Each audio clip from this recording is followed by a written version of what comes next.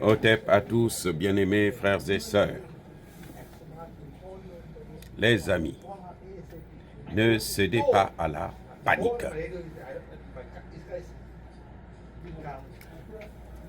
L'aéroport de Goma est sous contrôle de l'armée congolaise et des Ouazalendo. L'aéroport de Goma a été attaqué ce matin, heure de Goma. Nous avons un décalage de peut-être 6 heures. Il y a eu de violents combats encore, parce qu'il y a quelques petits morpions, vous savez.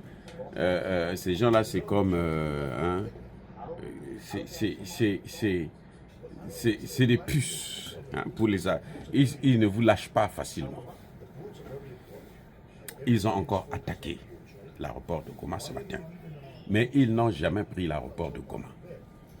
N'écoutez pas ce que les gens disent, que Willy Ngoma est allé à Goma, et plutôt, comment vous appelez, Corneille Nangaa a présenté un meeting à Goma. C'est faux.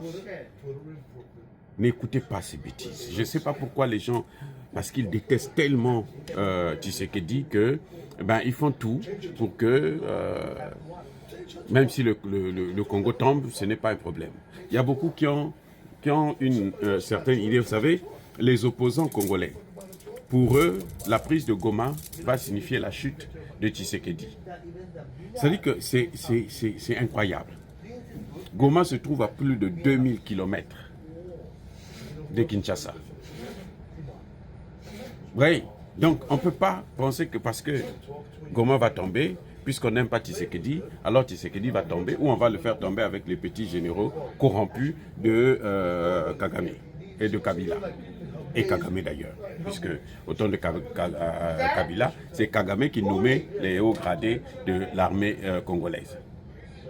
C'est tout ça d'ailleurs qui l'a frustré, parce que maintenant, il n'arrive plus à assumer son rôle qu'il faisait d'avant de co-gestion de la RDC. Ce n'est pas possible maintenant. Les amis, Willy Ngoma a posté fait des vidéos, n'importe quoi, en dehors, à l'extérieur de l'aéroport.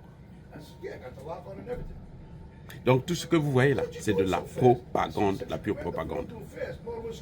Mais entre-temps, nous avons les nouvelles, les informations, comme quoi Paul Kagame a fui le Rwanda. Il serait sorti du Rwanda. Parce que vous savez très bien que l'armée congolaise a amené le conflit là où ça a commencé, c'est-à-dire au Rwanda. Et ils ont commencé à bombarder aussi au Rwanda. Gizeni est pratiquement occupé par l'armée congolaise et les FARDC. Rubavu est dans une situation similaire. Tout le Rwanda n'a plus d'électricité parce que l'électricité du Rwanda vient du Congo. Si Willy Ngoma avait pris Corneille Nangaa avait pris Goma et le nord Kivu, ou le sud Kivu, ils auraient dû rétablir, parce qu'on a coupé ça depuis le Kivu là-bas. C'est dans le sud Kivu que ça se trouve. L'électricité qui alimente le Rwanda vient du sud Kivu. Ce sont eux qui ont Minova, non? Ils ont le Kivu, puisque vous dites qu'ils ont pris aussi Goma. Donc ils ont installé leur administration. Mais ils n'ont qu'à rétablir l'électricité au Rwanda. Puisque l'électricité vient du Kivu, ils ont le contrôle du Kivu. Ils n'ont qu'à prendre ça, rétablir. Non, écoutez, ça c'est de la propagande. Ce sont ces gens-là qui travaillent pour l'Occident, qui travaillent pour Paul Kagame. Ils ont la force de Kagame, justement, c'est ce combat numérique. Vous savez que les Américains ont gagné la Seconde Guerre mondiale à cause de la communication. Ils n'ont jamais gagné c'est les Russes qui ont gagné la Seconde Guerre mondiale. Mais parce qu'ils maîtrisaient la communication. On nous a tous fait croire, même à l'école, on croyait que c'était les Américains qui avaient gagné cette guerre, alors que c'est faux, archi faux. Vous vous rendez compte? L'armée allemande était rentrée à Saint-Pétersbourg jusqu'à Moscou. Et les Russes les ont repoussés jusqu'à Berlin. Et ils sont rentrés dans le bunker de l'autre, le grand criminel. Et Mais les Américains ont quand même gagné la guerre parce que ce sont eux qui avaient la maîtrise de la communication. Regardez en Ukraine, c'est aussi simple, regardez ce qui se passe en Ukraine. Tous les jours, les mêmes gens vous disent la même chose. Ils vous répètent la même chose tous les jours, au point où vous pensez que non, c'est la vérité. C'est incroyable. Donc, arrêtez de suivre RFI et puis France 24 ou les Africains, même des Congolais qui sont pourris, tordus, qui n'ont rien compris des intérêts d'une nation, qui pensent que les intérêts d'une nation, ce sont les intérêts de leur petit ventre.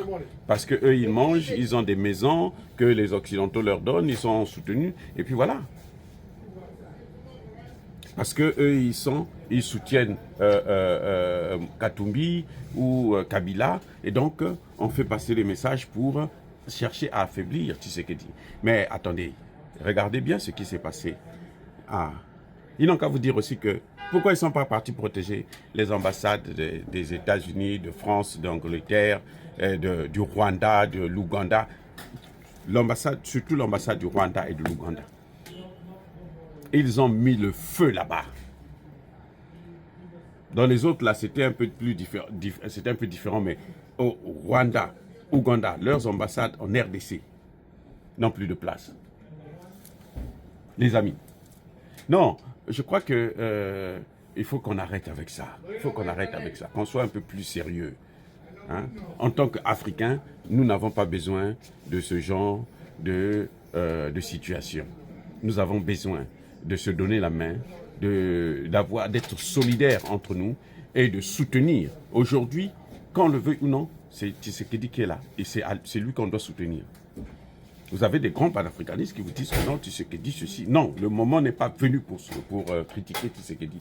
Le moment est venu pour le conseiller, lui montrer la voie et continuer à le soutenir parce qu'on ne soutient pas l'homme, mais on soutient une nation, on soutient le continent africain.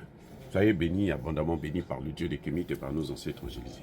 Mais que tous ceux qui persécutent le continent africain le pillent et le déstabilisent, qu'ils soient noirs, blancs, chinois, arabes, juifs, indiens ou qui qu'ils soient punis, maudits, foudroyés, neutralisés, écrasés, effacés par le Dieu des Kémites et par nos ancêtres angélisés. Vive l'Afrique éternelle, j'ai dit et j'assume.